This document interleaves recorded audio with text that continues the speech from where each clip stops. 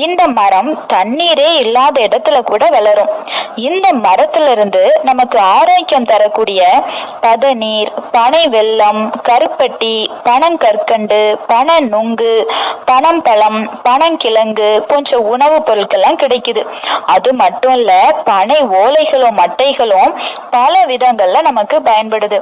கைவினை பொருட்கள், விசிறி மட்டைகள், வீட்டுக்கு மேற்கூரை, மரச்சட்டங்கள், சிறுவர்களுக்கான விளையாட்டு பொருட்கள், இப்படி பனை மரத்தின் ஒவ்வொரு பாகங்களுமே பயனுள்ளதா இருக்கு.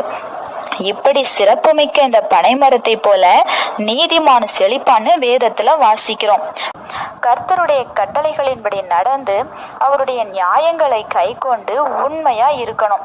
இப்படிப்பட்ட வாழ்க்கை வாழ்ந்தா நாம தான் செழிப்பான வாழ்க்கை வாழ்றோம்னு அர்த்தம். கேதுரு ஒரு பசுமையான மரம். அது தன் பசுமையை இழக்காது.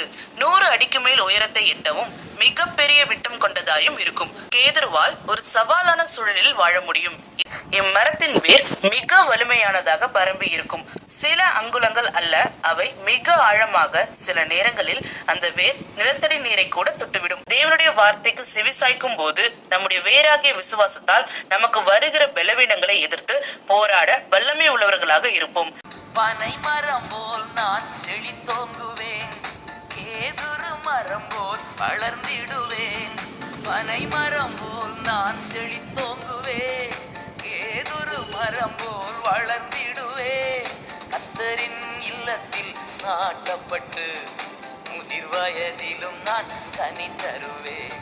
கர்த்தரின் இல்லத்தில் நாட்டப்பட்டு முதிர் வயதிலும் நான் கனி தருவேன்.